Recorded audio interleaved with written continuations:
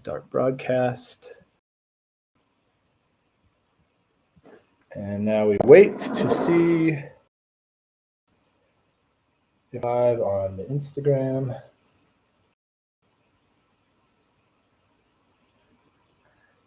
I think we might be live. Woohoo! Look. Cool, and we are live on Instagram. Sweet. One of these days. All right.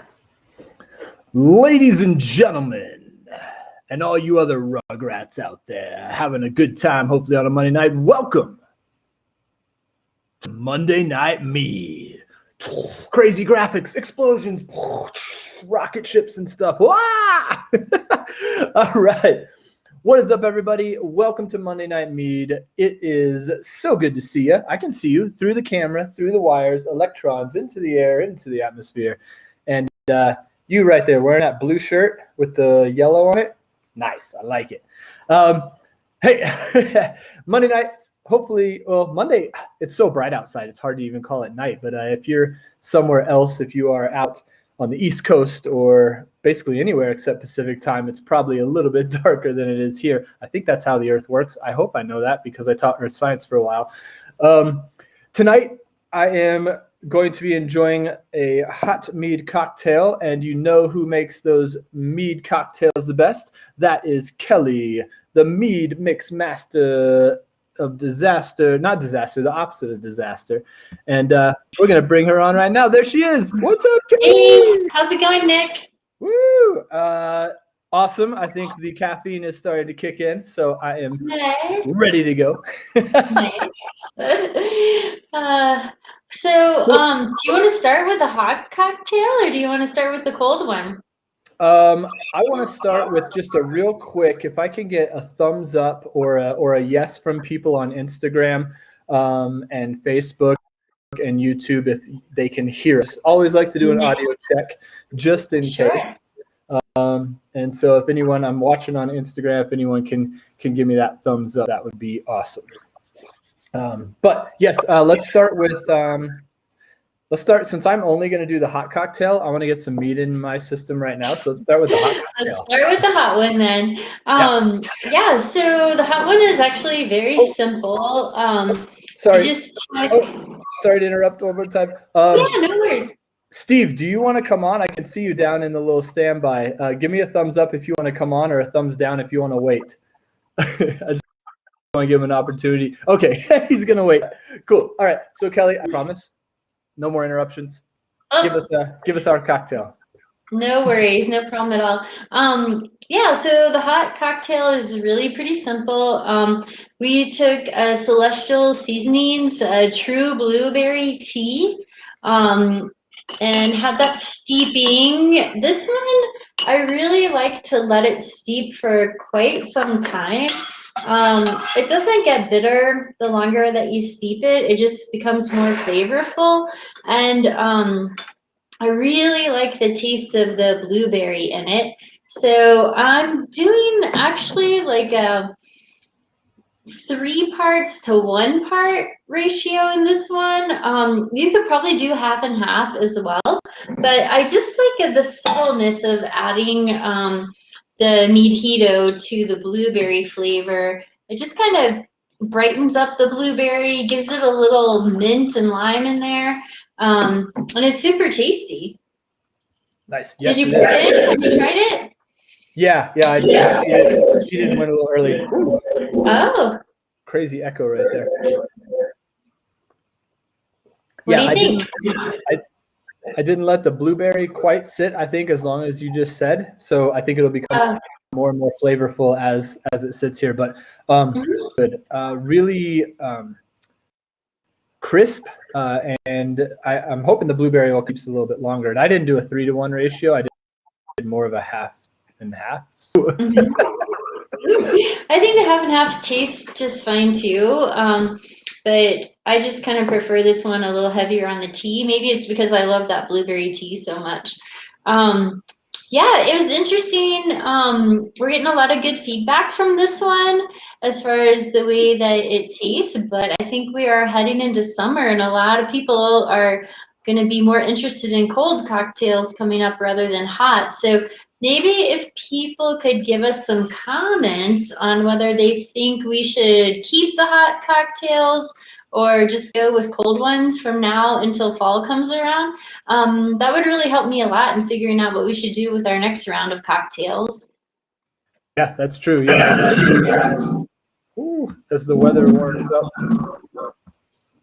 Sorry, just getting a lot of feedback there on that. Yeah. Colder cocktails. It gets hot up here. I know people in Phoenix are like, no, it doesn't. But for us wussies here, we get kind of hot when it gets to like over 75 degrees. So yeah. So then the cold one is this one. I did 3 parts of the Mead with 1 part of orange juice. See if I can guess my ratios here. And then a splash of Sprite on top. And I think you felt like it tasted like a tiki drink. Yes. Yeah. I love my tiki. I think you could probably do this with, I bet you could do it with pineapple juice too. And it would probably taste pretty good. Or you could top it off rather than Sprite. You could use like a ginger beer or Squirt or something like that. Just something to give it a little bubbly, but you could test it up and see which flavor you thought was best. Yeah, I think any of those citrus kind of things would be amazing. And so we got some feedback here. Someone on Instagram said, definitely cold cocktails till fall. It'll make the warm cocktails more season specific and special. Nice. Special. Yeah. Sounds and then great. Someone on Facebook said, Mead slushy machine. That's Evan's dream. He will feel like he finally made it in life when we get a Mead slushy machine. Nice. We'll keep at that one, Richard. Yeah, keep going definitely. Well, I certainly appreciate the feedback from everyone. And just so you know, like everyone who joins us on Monday Night Mead, we really appreciate your comments and we take them seriously. So we, just know that you're making a difference for us and we really appreciate it. Absolutely. Hopefully they feel that love. Cheers. Oh, well, cheers. Thank you, Kelly. Yummy, yummy. This is going to be good. I may get a little crazy this half and half, and it's like almost to the top. Nice. All right. Cool. Well, have a great night. Thank you. You as well. Thank you. All right. So someone said, where's your facial hair? Yes. This is the closest I've had it in a long time, and it looks really strange. That is weird to look at myself with hardly any beard there at all. All right. Well, we will, let's see what else we got here. Oh, Richard says the slushy machine, he only has good ideas. Nice.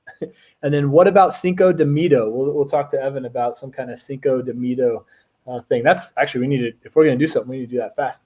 All right. Looks like Evan's joined up, but I'm going to bring on our special guest right off the bat. So we will be testing for the first time 3 people on this live stream. Uh-oh. Let's see how it goes. All right. Boom. Oh, that was quick. Bam. That was easy. Yeah. How's it going? So this is actually kind of funny. Before you even get to talk, I'm just going to interrupt and say all of the emails are very formal, and it was always Steven. So I'm actually glad to see that you put Steve on there because I didn't know. I switch back and forth, and I can't explain it. I don't know why I do it, but whatever works. Keep people on their toes, and then if you know it, that wasn't me, that was Steven, or that wasn't me, that was Steve. Nice. Well, welcome, man. Hope you're having a good Monday night so far, Monday evening. Hanging in.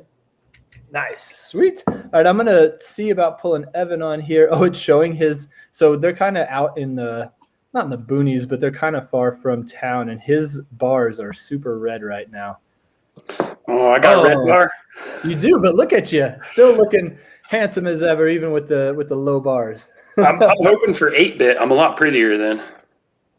8-bit that'd be great. Oh man, that should be a filter. That'd be awesome. So, welcome, Steve. We are super, super excited to have you. At least I am. I don't know about Evan. He was like, "Meh." No, I'm just kidding. But who are you, and what are you doing here? Right on. Well, name's Steve Prager. I am an outreach biologist with Audubon Southwest. I'm guessing maybe not a lot of people are familiar with Audubon. So just right off the bat, we're a conservation organization. Audubon's been around for a little over 100 years. And we focus on protecting birds and the places that they live. One of the things we do in Arizona towards that end is we run the Western Rivers Brewers Council, which is a coalition of craft breweries and now meaderies that as water-dependent small businesses get behind our work and help us make a difference for rivers and water around the West. And Drinking Horn just jumped on, so we figured we'd get the ball rolling here. Heck yeah. Yeah, I can't wait to actually kind of like dig in and really, work collaboratively with you guys. And we've got some things in the mix that we'll talk about in a little bit. Sure. But a great program. And as the poster, it's so far away, you can't see that. I've got one right here. As it says, and I just kind of doctored it up just a little bit, but craft beer and mead depends on reliable water. And so, yeah, we got to take care of that water. Not only for us, but for the wildlife that, and all the ecosystems that really ultimately keep us going as well. So happy to be here. Evan, what's up? Oh, not much. Just enjoying. Just watching and enjoying. Trying to get my fish just right in the background there. Yes. They make a return. Always. No, but it really is. And I think water conservation is one of the best efforts going forwards with some of this stuff. And I'm really excited moving forward with you guys to just kind of see what you guys are up to and to partake and to do what we can to do our part. Absolutely. All right. So I kind of wanted to do a quick introduction here, and we'll see how this goes, just to show me and Evan's, someone's ability and someone's inability surrounding water. And so let's see here. Woo! Big water. I do like to play on water. It's a long time, so just a little backstory while we're watching. Whee! And took a couple rolls. Come on, little guy. There we go. Some fun water. See if anybody can name that river. It's in California. Oh, really? Oh, what do you think, Steve? No idea. Once you get me past Arizona, I'm useless. Yeah.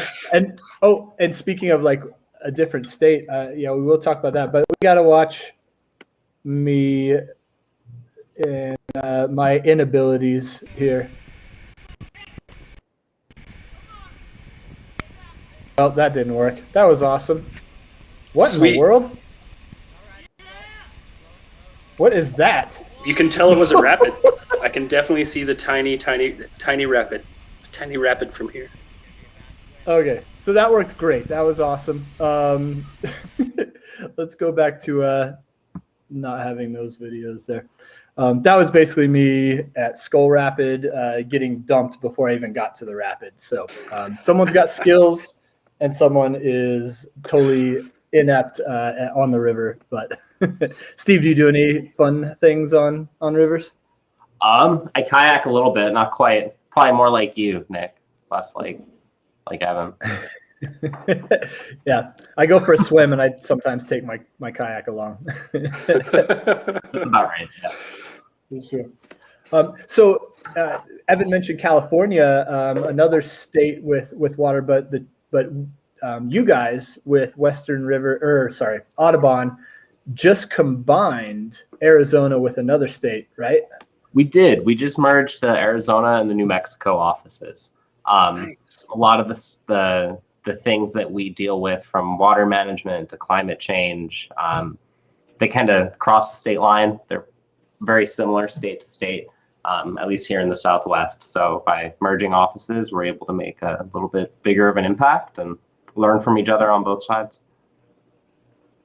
Nice. And that was pretty recent, right? So you guys are still feeling out how it's going. How's it Real going? recent. It's about a year now, but it happened like right before the pandemic hit, and that year was, kind of a loss. So we're getting the ball rolling on stuff now. So it feels really new, but technically it's been about a year. Like, all right, let's all come together, but stay apart. Yeah, pretty much. Steve, is that some of the Gila River stuff that you guys are working on down there? Or? It is. The New Mexico side probably does a little bit more with the Gila than we do. They have you have like the nice upper watershed and a lot of flow from New Mexico into the state and then past Safford. But once you get to Phoenix, it's bone dry there west to the Colorado.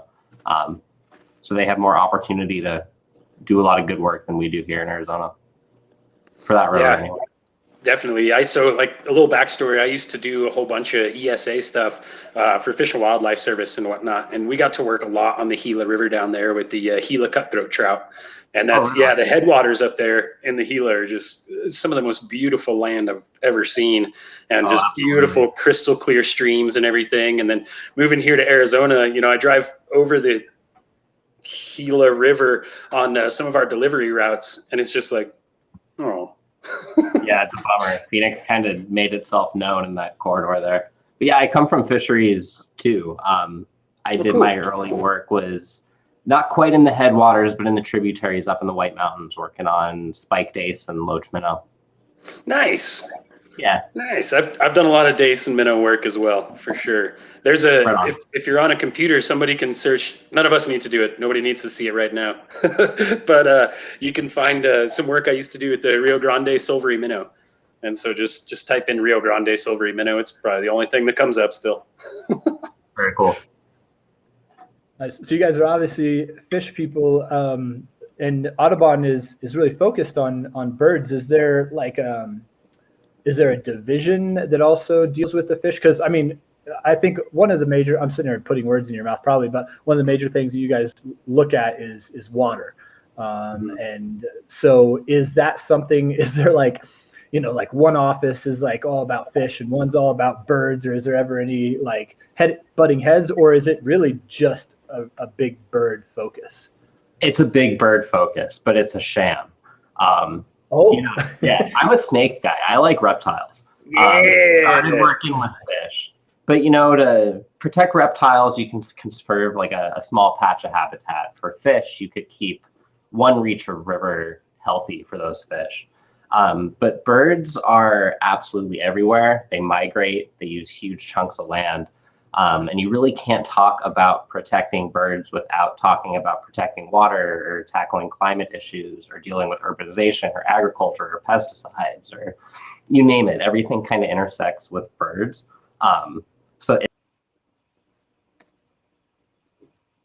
But if you ask the people behind the scenes, they are a tool to help connect. Am I disconnected? Am I still there? For a quick second, but I think, we're good now. Okay, cool. And the other thing is they're everywhere, so people see them. You talk about something like the silvery minnow, unless you're a fish head like us, you have no idea what that fish looks like. And even if you do see it, it's this little 2-inch minnow. It's not super exciting for people that aren't into it. But birds are colorful and they're vocal and they're in your backyard. And when people think of home, they think of the birds that they're used to hearing at home. So it really ties it all together, and it gets people motivated to do good work. They're kind of a panda. They're like a panda of the Southwest. Yeah, just they're a flagship. It's something that's easy for people to personalize themselves with, because maybe they, like you said, see it in their backyard or something. It's not some abstract thing like some fish or some snake or some turtle that they've never seen in their life, Exactly. People are seeing pandas in their backyard? Woo. Well, not here. Everyone knows. Everyone knows. So birds are like a gateway conservation creature. Like it just gets people in the door, and then you can work out from there. That's cool. Yeah. We often ask people what their gateway bird was. Gateway bird. I like that. Awesome. Yeah, I dabbled in in sparrows in high school, but then really freshman year of college is when I started looking at warblers. Yeah. Yep. And then, they were like, hey, check out this condor. And I was like, oh, buddy, no. No, I love condors. I've actually done some telemetry work at Grand Canyon with condors. So Cool. yeah. Shooting them with grapes. You got to. Yeah. I got to haze one of them, a pair that was getting too friendly with people at one of the overlooks. So they gave me a slingshot with grapes and a super soaker. And so I got to actually slingshot at an endangered species. Not many people can say that. No. They gave me an air horn also. And I was like, I'm not blowing an air horn in Grand Canyon. Get out of here. Oh, man. I would have been all over that air horn, but that's definitely who I am. Just to hear it echo throughout the canyon. So folks who are on here, someone said, have you seen Seaspiracy yet? I don't know what that is, if anyone's seen Seaspiracy or what the connection is there, but I have not. It's sad. Is it? And conspiracy with an A was like right there. They really missed the pun. Oh no. Yeah, conspiracy. Oh, that's a really good point. Now I can't unsee that. I know. Can't unsee that. Oh, you guys are, yeah. So if anyone's interested, I just want to throw up the website here. This is the Audubon, Arizona site, but it is now Audubon. Is it going to stay Audubon, Arizona, or is that going to change to Audubon Southwest? It'll change to Audubon. Okay, cool. Yeah, and so this page in particular has some of the really interesting stuff going on as far as I wanted to kind of have you, Steve, talk to this because we can't wait to have our names on here with a collaborative brew. I don't know if that's big enough for people to see. Maybe I'm just old, but we've got some of these brews here. So any of those have some, I mean, sure, they all have cool stories, but you want to talk at those a little bit? Yeah, they all do. But which ones do I want to talk about most? I don't like doing collaborative brews like just for the sake of doing a collaborative brew. Like they're fun to brew. It's fun to put a bird on a can, but I really try to use these to tell a story that's not being told that needs to be, or to connect people to some sort of conservation opportunity. So the first one we ever did was Rain Crow IPA. It's the one pictured there. The first year it was brewed by Borderlands, Wren House, and Crooked Tooth. In future years, just Borderlands has taken it on for us.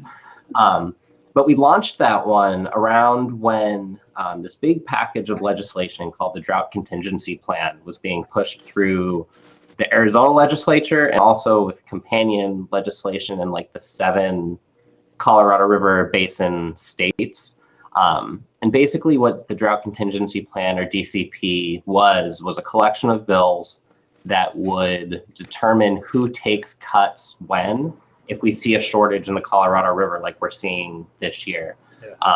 Because the way it worked, the way the law was written before, is that there would be people that would be completely cut off from their water resources before others saw any sort of change in their delivery. And they're not going to cut off cities. They're not going to cut off users in time until they have to. So they want to balance that a little bit. And the story had been being told over and over and over and over again. This legislation took years and years and years to get through. It's boring water policy. So reporters wanted to talk about it. We needed public input, but we weren't getting any coverage for it because it just wasn't a compelling story. And we launched this beer and we slapped the yellow-billed cuckoo on it, which is a threatened species here in the Southwest and the Western states that depends on our rivers, really healthy, vibrant river systems. And we were able to use that beer to get into the media and talk about the Drought Contingency Plan as it pertains to natural habitat, which was a conversation that wasn't really happening yet. And the reason it was so important is because that whole package of bills was about who's going to take what cuts. So if you're a legislator and you have to go back to your folks and tell them, like, I okayed this much less water, it's not going to be an easy sell, right? Like, there's no winning for a legislator in that position. So we were able to really help tell the story about how, like, you know, we're all in this together. If we all take small cuts, we can spread out pain, and everybody's doing something good for everybody else. And we're able to kind of spin that story around. So that's a fun one. That's how we kind of started the Brewers Council. That's why that bird is on the can and on our coasters and our posters and the rest. The other one I'll mention is one of our most recent. That's U9 Lager and Blondie IPA there at the bottom. We did those with Wren House Brewing Company. And those ones are focused on a little bird called the burrowing owl. Yeah, everyone loves a burrow owl, right? Absolutely. They're cute, they're tiny, and they live in a hole in the ground. And there's a dead milkman song. I mean, you can't lose. But these birds, they're typically a grassland bird. But as we've lost our grassland, they have lost a bunch of habitat and also become really dependent on agriculture. And agriculture is really dependent on water. So we had a project with the Arizona Game and Fish Department just outside of Phoenix, near the town of, kind of near Maricopa, down on the Gila River, where we were installing burrows for these birds so that birds displaced from other places could be relocated to decent habitat. And we needed volunteers. This was during 2020. So recruiting volunteers when you really couldn't get in front of people was a huge challenge. And we were able to use this one to connect people with a sign-up link to sign up for work days. And we were able to get something like 80 burrows installed at one of the Game and Fish Department properties down on the Gila. Nice. Yeah, that was a good one. Nice. Cool. That's you started off with a big one there on that first one, that Rain Crow. Yeah, that's the big like flagship beer that I'm always most excited about. It's a pretty important issue too, especially I could be wrong in this, but I want to say that as far as like the drought plan stages stuff go, we're looking at possibly entering one of those, a new stage for us pretty soon, I think, right? Yep, we're gonna hit.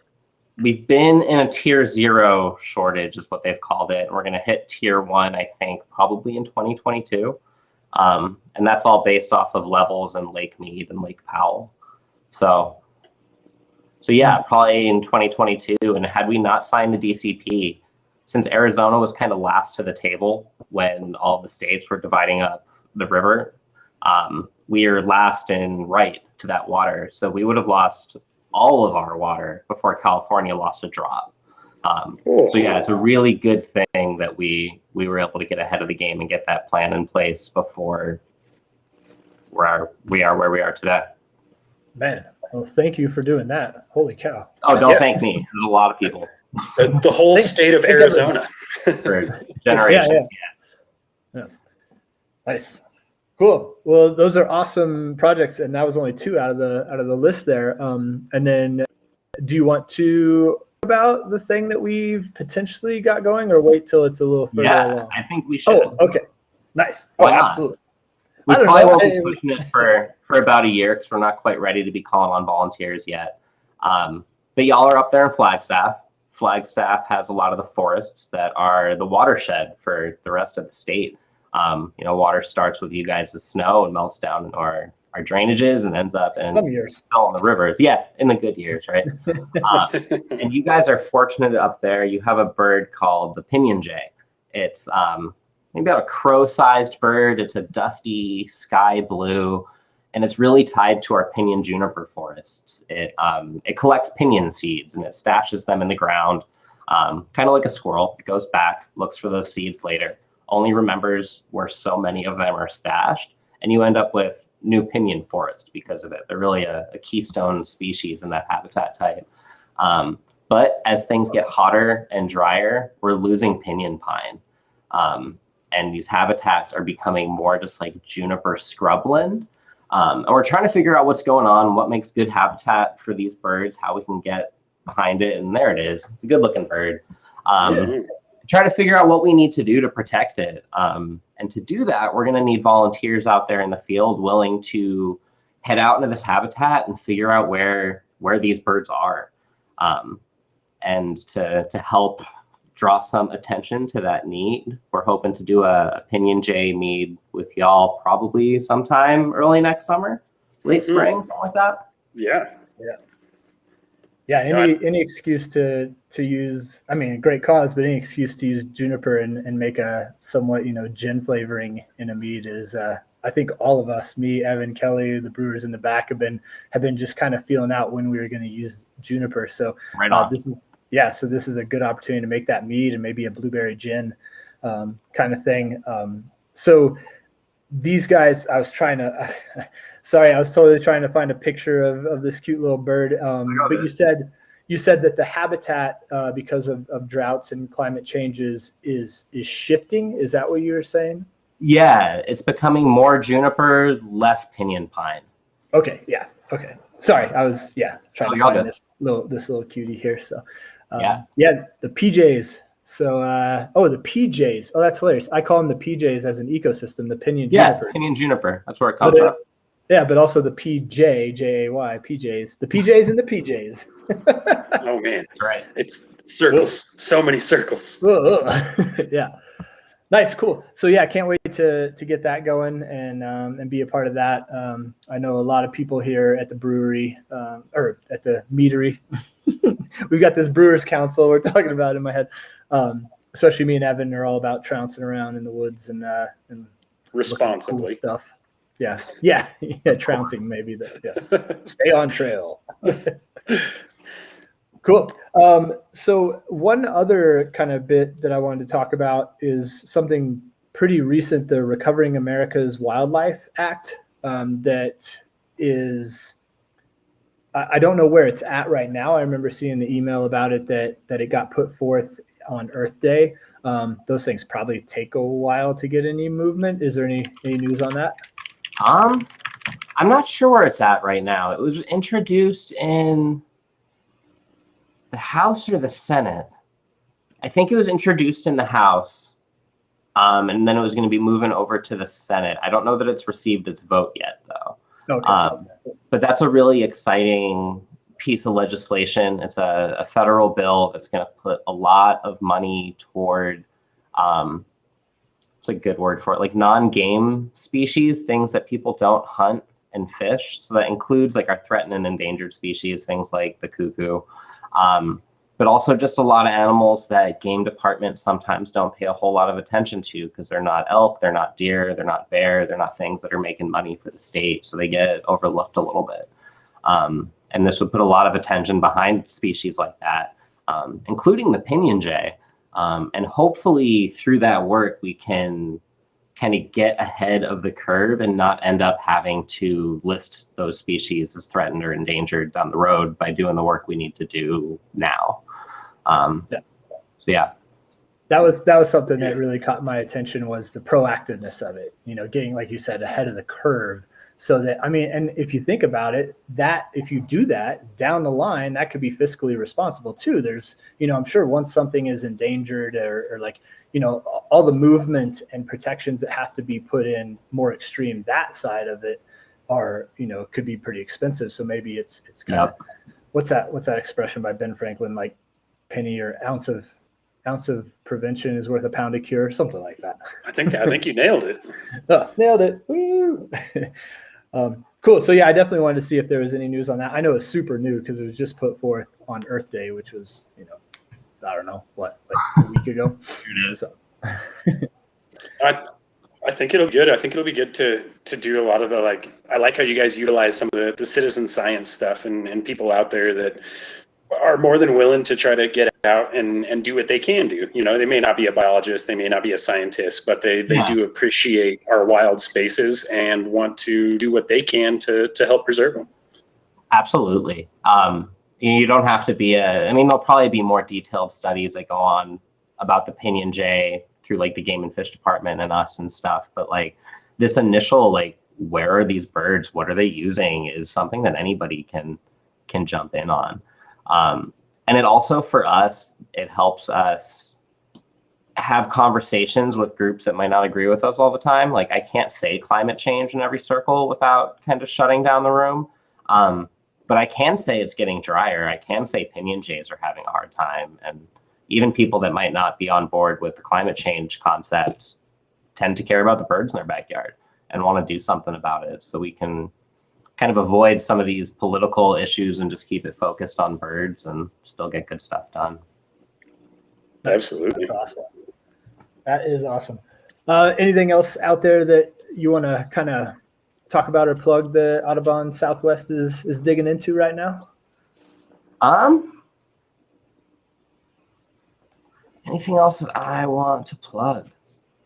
Nothing huge. Couple Brewers Council things coming up. We'll have Rain Crow coming out again in August. So keep your eyes open for that. August. Nice.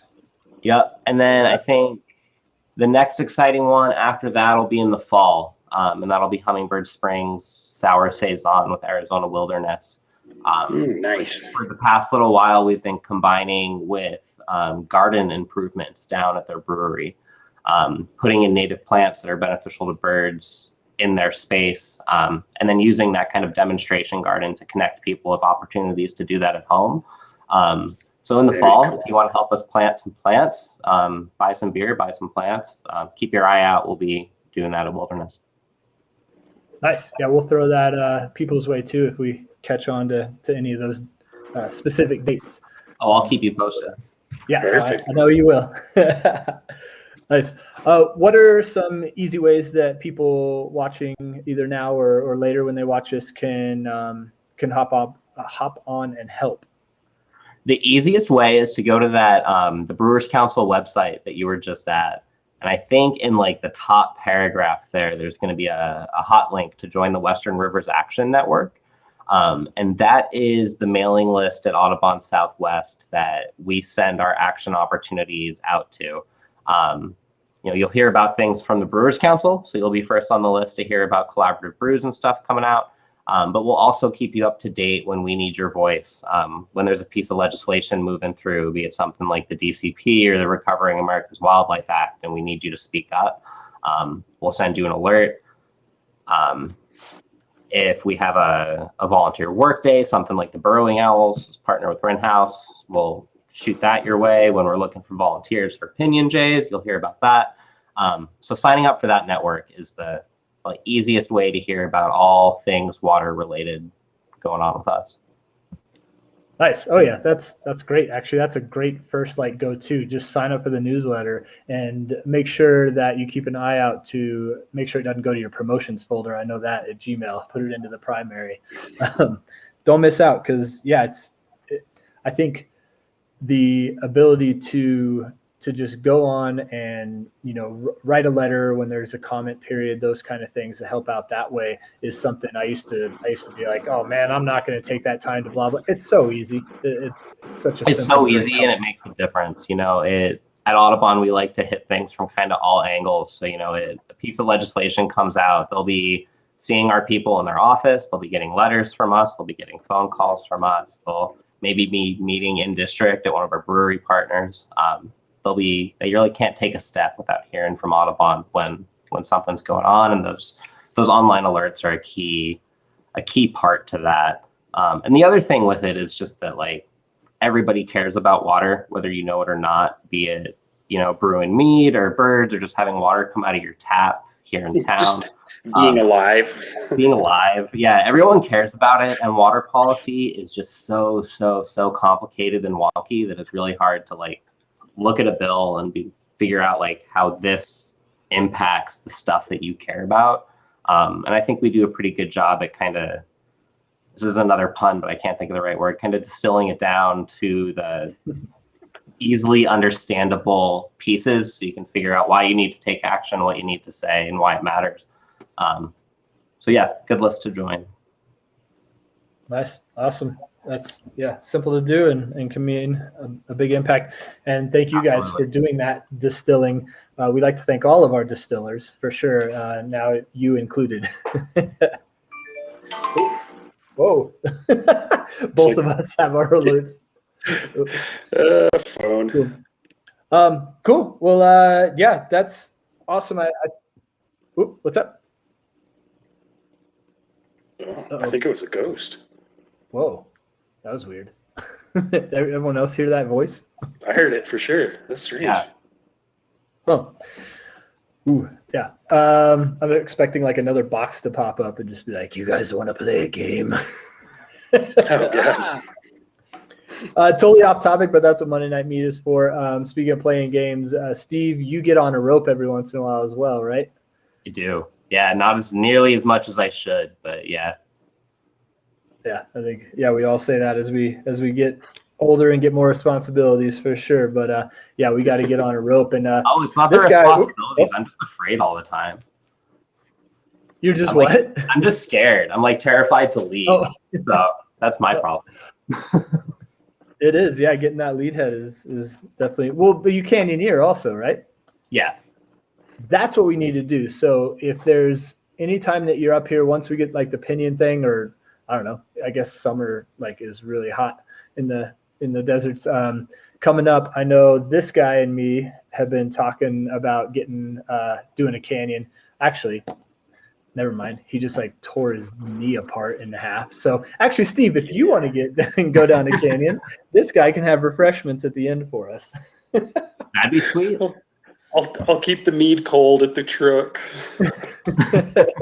We'll just lower you down. So yeah, but anyway, just definitely want to get on a rope and go play around up here and talk more about birds and the stuff you guys are doing. So Salome Jug, Richard Johnson coming in with one of the beautiful canyons down south. That is a fun one. The Jug. I did that like, I don't know, like 15 years ago, so long ago. That's a good one. I would have never expected that from Richard Johnson. Would you have, Evan? He's a surprising man. Never underestimate Richard Johnson. No, especially with a name like that. Kelly says, my neighbor has an outdoor cat, so I don't feed the birds. Do you have any recommendations on how to help the backyard birds without endangering them with the cat? Oh, I mean, I've got one idea, but it's probably not very correct to say. I mean, keep your cats inside. That's the long and short of it. Yell at your neighbor until they keep their cats inside. I mean, it is the single biggest threat to birds. It's like 2 billion birds a year in North America from feral and domestic cats that are outside. It's wild. So if you have a neighbor that keeps their cat outside, maybe don't feed the birds. That's probably the right call. Don't bring them into a predator trap. But yeah, keep those cats indoors. Not much you can do otherwise. No, there's really not. And I think 2 million is probably a really low estimate on that one, possibly too. I think the numbers out, Yeah. I think you said billion with a B, didn't you? Yeah, with a B. Okay, that's much better. Okay. Yeah. I heard million and I was like, no way, it's gotta be bigger than that. Yeah. Not better, but yeah, definitely. Well, I'm gonna end up moving the bird feeders inside, so then we complete the cycle of animals, and it gives my dog a chance to get the cats that are trying to get the birds. Oh. It's a circle of life. There you go. Oh, well, circle of death, probably. Everybody's got to eat. Everybody's got to eat. That's true. Cool. Well, don't want to keep you too much longer, but this was fun. I think a lot of people. I think we had like 15 or 16 people on at one time, and I know people watch us afterwards. So I'm excited that people will have heard about you guys now, and as well as the Western Rivers Brewers Council, and they will definitely be hearing about it the more we start to get rolling into projects and absolutely start doing that kind of thing. So yeah, thanks for having me and thanks for jumping on board with the council. We could not do any of it without y'all. People get tired of hearing from Audubon, so it's nice to have partners in the community that are, not your typical conservation voices that can kind of echo us and lift things up. And yeah, thank you. We really appreciate it. Nice. That's awesome. And hopefully we can. Yeah. Oh, absolutely our pleasure. And it was a very easy decision. Whether we're good at it or not, we do love our rivers and we do love our waterways. And so definitely. Cool. Well, thanks so much, Steve. And we will be in contact soon. And you have a great rest of your evening. You guys too. Steve, nice to meet you. You too. Woohoo. All right. Nice. Cool, man. That like reinvigorated me to like start looking into these things again and like showing people all this cool stuff that's going on. So that was a cool story about their original project with the allocations of water. Yeah, that's so important right now. I mean, I didn't realize what the previous implications would have been for where Arizona would have been at. Yeah, at the very bottom. That's crazy. I feel like Phoenix is like what, like fourth largest city in the U.S. or something like that. It's top 6, pretty sure. It's a big city. Yeah, it is. It's a very big city. So I mean, that's a lot of people that would have been going without water here pretty shortly. I think yelling to my microphone. I'm going to stop that. I get excited. Well, and the funny thing is, or not funny, but one of the things is being spoiled. Arizona is spoiled in the fact of never having water restrictions. The amazing engineering of canals and the CAP project and all that stuff has gotten people, so used to never having to restrict water. I mean, I remember in other places I've lived, odd number address houses can use water on certain days and like all these different things. But that's how Albuquerque was too, growing up. Like there was certain days that you could water on and certain days that you couldn't water on. I like to think that people in the Midwest are listening to this right now, like, what? You couldn't water your lawn on certain days? I'm like, it's the desert. It's dry out here. Yeah, for sure. And then so we got it's based on who has claim to the headwaters. Arizona doesn't have headwaters, and Nevada. Yeah. So how's California getting it then? That's a good question. Because they're bigger. Yeah. Well, and it's an over allocated system too, which is something that's part of the problem in the desert too. Like when some of those original things were set up, there was like, okay, there's, whatever. We're just going to make the numbers simple for our sake. But, there's 200 gallons of water in this river. And so, you get 50 and you get 50 and you get 100 or whatever. And as it turns out, when we were like getting the numbers we based a lot of those agreements off of initially were not realistic numbers. And it could be just because of the drought that we're going through right now or whatever. But it's like instead of that 200 gallons that we thought was in there, there's actually 37. And like, okay. That's a little river. It's a little river. I know. Well, and you would have CFS and you would have to have a movement component in there to be able to, things are popping up. Oh my goodness. First in time, first in right. Yeah. The law of appropriation, Steve Prager says. First in time, first in right. So it's just whoever got the rights first. And that's like he was saying Arizona was on the bottom of that list. Nice. Yeah. We didn't build the CAP until late in the game. So since we tapped it last, we lose it first. Man. Yep. We got rid of him, and now he's like dropping knowledge bombs on us here. Keep them coming, Steve. And so, I mean, it's so important. Water in the Southwest is crazy important, and there's not enough of it for all of us. But I mean, if we figure out better ways to manage it, better ways to go about, maybe not open topped canals. I don't know. There's lots of different things to try that should be looked into. And like you said too, kept non-political, just in the sense of like, all right, water is important. You're basically like a globular mass of water with some bones holding you up because you're primarily water. So like it's important to all of us. Yeah. Absolutely. Yeah, it's funny to talk about these little, like this drought and how low Lake Powell is, because right now I am reading the Emerald Mile, and that whole the whole story, the main story, is based on 1983 when Lake Powell was overflowing the dam. So it's been kind of weird to like be reading that at the same time that the bathtub ring is hundreds of feet. Yeah, weird. So. It is weird. Cool. But I mean, that's times change, things change, world changes. And we just gotta find a way to continue to operate in a way that doesn't screw us in the future. Yeah, and that's the definition of a desert is extremes. Well, that's not the definition of a desert, but yeah, extremes. Somebody was about to get literal on you. evapotranspiration. Somebody would get real literal on you there for a second. I could see it coming. Yeah, the PET, evapotranspiration. Well, cool. Well, awesome episode. Thanks again to Steve for joining us. And I'm going to throw that website up here one more time. I know it's tiny on Instagram. Can you tell us what the WW? Can you go through that part just to make sure everybody has it? It's big. So I think Google searches would be better. So Google search, or here, I'll throw it into the chat. But that's a great idea, Nick. Just Google search the Western Rivers Brewers Council. Let's see if this works. Oh, look at that. Boom. Perfect. Put it up there. But that's not going to be for Instagram. Oh, there's another one. Oh, look at that.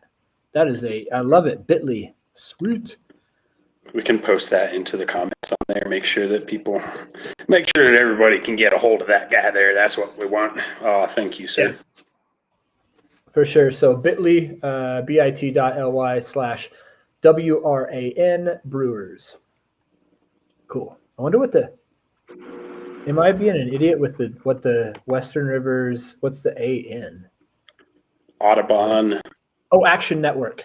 Oh, Action Network. There we go. I don't know why we got rid of Thanks, Steve. Steve. We should just I know. Too early. It was too early, Steve. We need you back. Yeah. Nice.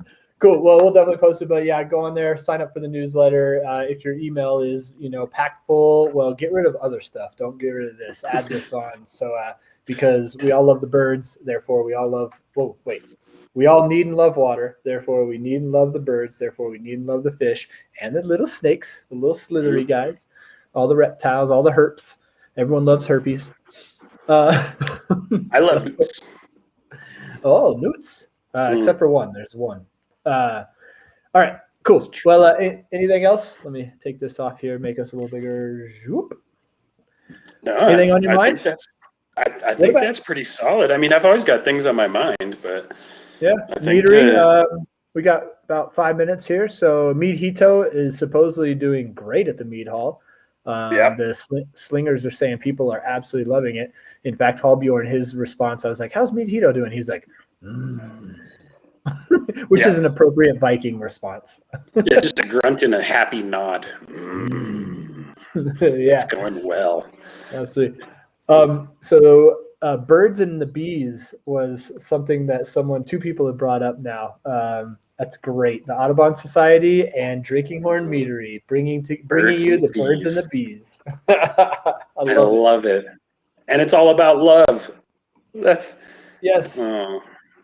another full circle. Man, we're doing donuts out here, man. We're getting all the circles in. Yeah. Yeah. So people out there, if you are just imagining me in a Walmart parking lot when I was like 19, donuts. People out there, if you are wanting to take a small step in helping these issues and you also like to drink alcoholic beverages, support the brewers and now Meadery that are part of the Western Rivers Brewers Council. That is a easy, delicious way of doing that. Oh, and I can see now. I saw it's a win-win. 2 wins. 2, man, that's awesome. I think it's like 80 wins. There's like all these different species of animals. So check this out. So here are the members, and looky there, right there in the bottom left, Drinking Horn Meadery. Booyah! Oh yeah, gotta give a shout out to some of our other favorites on there too. I tell you what. Yeah, we're joining some bangers. Yeah, as the kids would say, some bangers. Yeah, I think that's the bomb.com. Do they still say stuff like that? Probably not. Nope, that one's gone. Pretty hyped up? No, okay. Cool, yeah. So, we got Simple Machine on there, which we got barrels from for our barrel-aged meads, which, by the way, we still have – I don't even know if we have any more of the Cavassier. I think we're down to less than 50 bottles of the Cavassier.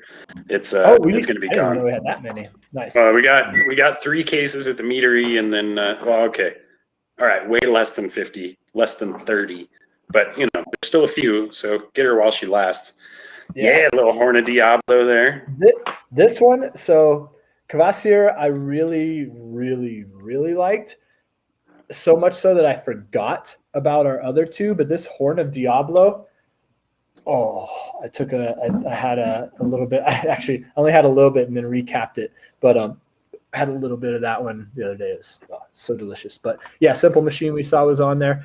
We talked about Arizona Wilderness with Steve, and also Rin House. Mother Road on there. Ones. Yeah, a little Flagstaff. Got a shout out for some Flagstaff love.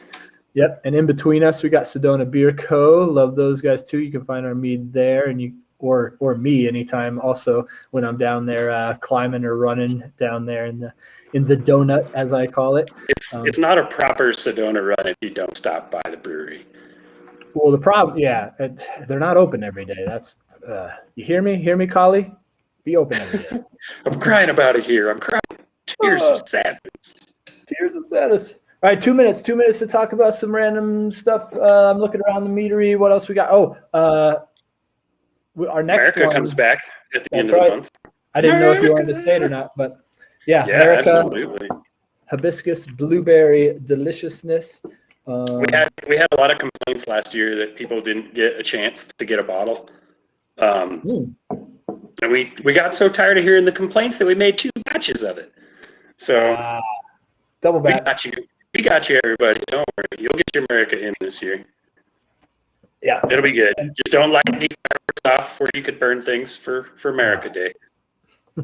Yeah, please no. Oh, goodness. Every time I drive from Tucson or back from Tucson or to Tucson, I see that giant fireworks place on the side of the road by Picacho Peak that turn off, and it's like, oh, my gosh. Is that close to the stingray petting and the ostrich farm? The ostrich one, yeah. Yeah, they got stingray petting there now. They upgraded. Stingrays, wacky. Mm-hmm. Oh no! What did it really? So Steve Prager just put up that. Hold on. I gotta bring it. I'm bringing it back. Are you serious? Yeah, dude, it's the best thing. You drive past it going south, and you see like the storefront of it. But once you're south of it, take a look at it, and like it's just a shell of the building. It's burnt to a crisp. It's fantastic. Here's my surprise face. God, they had so many fireworks in there. So it was like this giant explosive. Oh my gosh. And everybody who worked there smoked. Yeah.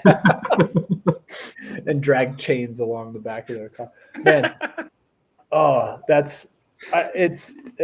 laughing and like hopefully everyone's all right, but still that needed to go away. Yeah. Some things are just meant to burn. Yeah. Oh, not the desert. Stingray, you mean Steve Irwin killer. Oh no. But they're just little ones. They're not one of the giant ones. I think they're little ones. Yeah. But seriously, don't touch the stingrays. It's bad for them. Good cut. Is it really? I have no idea. It could be. I mean, almost all fish have some sort of a layer. Even sharks have some sort of a gooey layer to them that helps them, not get infections and everything else. So I'm going to assume that like all the rest of the creatures that humans aren't supposed to touch, like all the frogs and newts and salamanders, and the oils off your hands are not good for other creatures. Yeah, for the frogs, for the toads, just lick them. Don't touch them. Yeah, humans, keep it to yourselves. Marcus says, "Hey, goofballs, you're live at the Mead Hall." So hopefully we were live for a little bit. But if anyone's at the Mead Hall, happy Monday night, Mead. And that's 7:00. So yeah. Oh, okay, cool. Well, thanks again, Steve, for coming back on and telling us the great story about the fireworks and hitting us up with the appropriations and stuff like that. So, all right. Well, absolutely.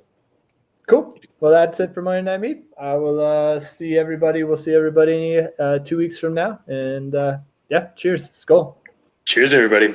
All you meat is a little love. All you meat is love. All you meat is love. And some fireworks.